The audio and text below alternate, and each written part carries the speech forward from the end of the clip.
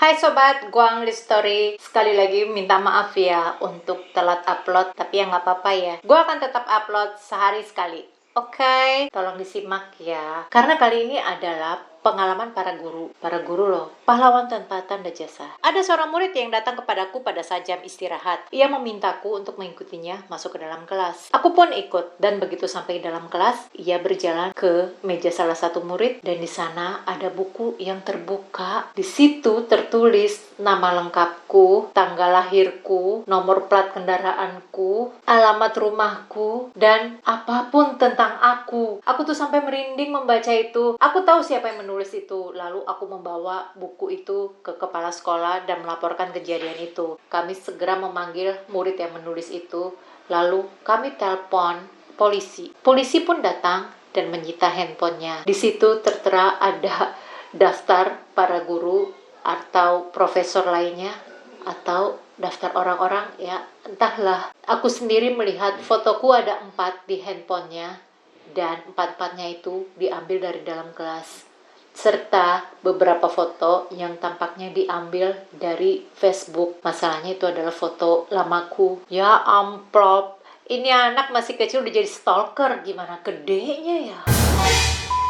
Cerita kedua, kami pernah memergoki anak kelas 6 SD sedang merokok di kamar mandi. Jadi ia pun diskors selama beberapa hari. Di hari ia masuk, ia harus segera melapor ke guru piket, dan di situ ia digeledah. Tapi sebelum guru piket itu menggeledah tasnya, ia berkata ke guru piket kalau barang yang akan dia temukan nanti bukan barang dia.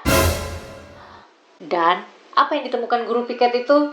Sekantong ganja.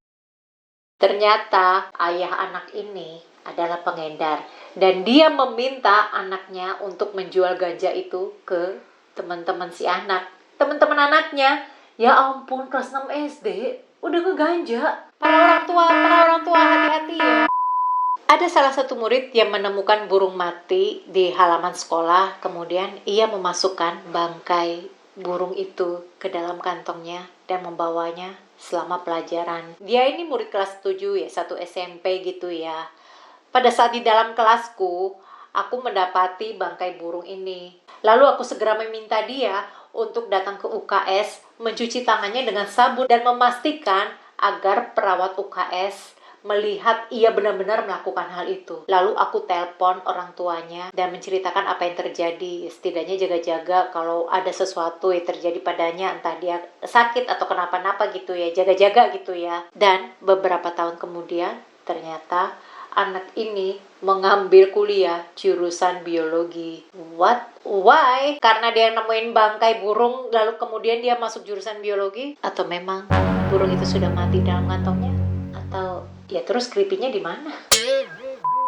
Waktu kami sebagai pihak sekolah mengadakan razia tiba-tiba, ya mendadak gitu ya, kami menemukan ada uang 20 juta di dalam tas anak murid kami kelas 7, 1 SMP, yang ternyata setelah kami selidiki, dia itu adalah preman. Kami segera menelpon polisi dan menyerahkan anak ini kepada polisi. Namun keesokan harinya anak ini muncul di sekolah, seakan tidak terjadi apa-apa.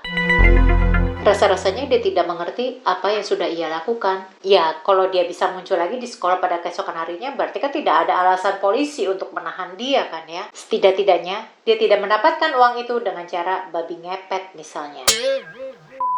Ini ada razia lagi. Kali ini razia loker.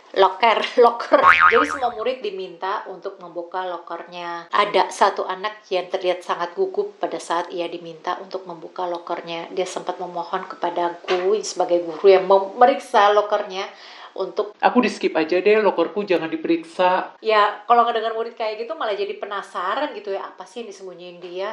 Jadi aku pun segera memeriksanya, ngubek-ngubek ya, kelihatannya sih normal-normal aja. Sampai pada saat aku menemukan ada tas, lalu aku buka tas itu dan aku temukan banyak banget kondom bekas. Aku lihat dia dan dia segera tertunduk malu. Aku tanya, Kenapa kok bisa sebanyak ini? umurnya dia baru 16 tahun dan dia jawab, Itu jadi barang kenangan. oh no, 16 tahun. Emang gak ada kegiatan lain selain gituan ya? Atau jangan-jangan itu bukan punya dia. Orang tua harap waspada ya. Aku harap kamu suka dengan ceritaku ini, dan kalau kamu ada pertanyaan atau ada komentar atau apapun seputar ini, kamu bisa komen di bawah. Mohon maaf untuk kesalahan kata, mohon dimaafkan ya. Nantikan video-videoku berikutnya yang akan aku upload setiap hari pukul 10.30 WIB. Jangan lupa like dan subscribe. Stay safe.